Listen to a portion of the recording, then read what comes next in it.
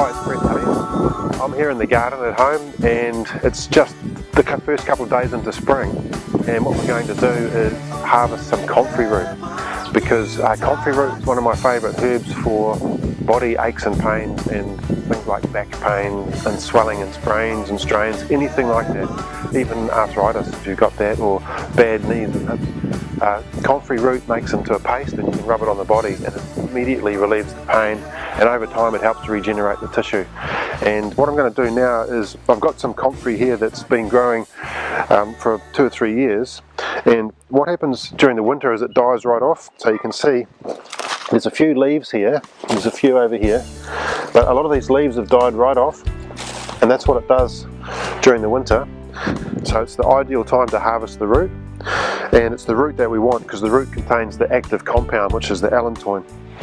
So what I'm going to do is I'm going to go down here and get some from the side.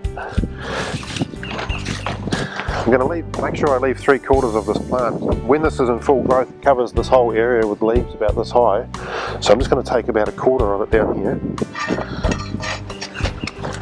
And this root goes right down into the ground, so I'm going to loosen it up.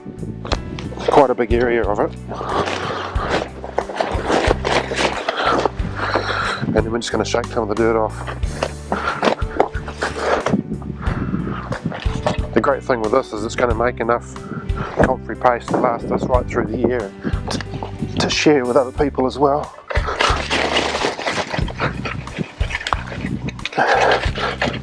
So get the dirt off this. So I've got a good bit of root coming out here. This root goes very deep into the ground. You can see the roots here. Now I'm going to have to clean this up, get all the dirt off it, and then take it in and chop it up for drying. So I'll get this into a bucket and give it a good hose down. Okay, so I've got these roots here. You can see they're covered in dirt. So I've just got to hose them down, basically get all the dirt off them as much as possible. Because I'm going to take these in and chop them up in the kitchen, so you don't want to be taking all the dirt inside the house. They really go a long way down into the ground, and you can never kill comfrey. Any of these root pieces that are left in the ground will grow back. Even a piece like that, if it's left in the ground, that'll grow back to a full plant.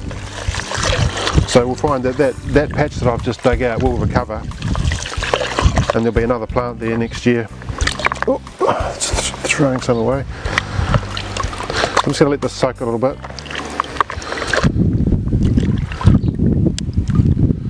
Get all of this dirt off. What we've got to do is slice it up thinly and then get it into the dryer so it can dry. But there should be enough root here to make several pots of comfrey rub.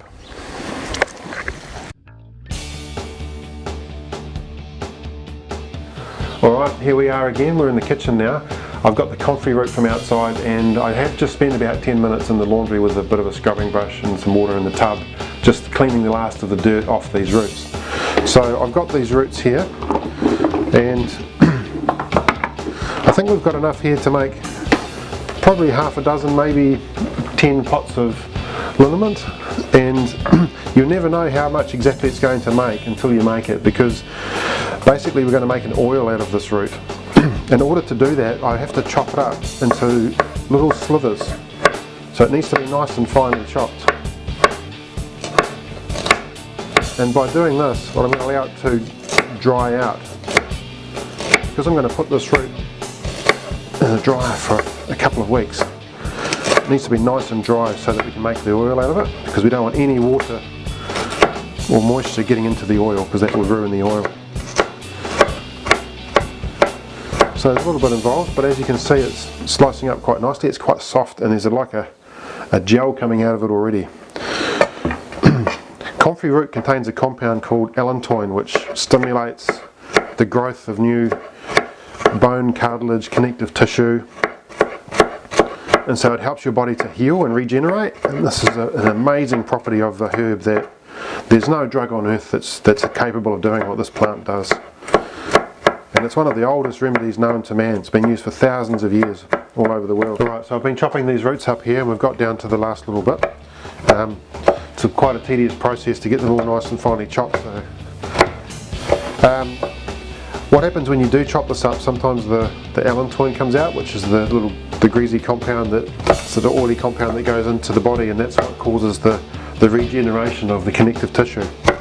So if we leave this together, well, eventually it'll start sticking together again, which is what it does.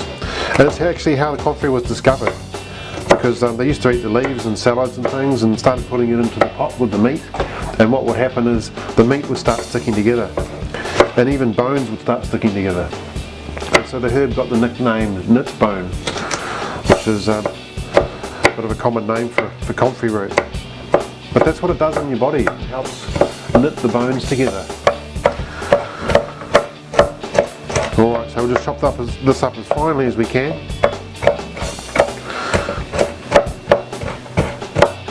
This will allow it to dry out, and then what I'm going to do now is I'm just going to put it on a bit of paper, put it in the hot water cupboard for a couple of weeks.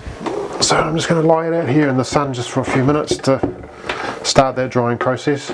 The big thing is we don't want these little pieces to be all stuck together, because I'm going to mill them down a little bit when we start making the oil.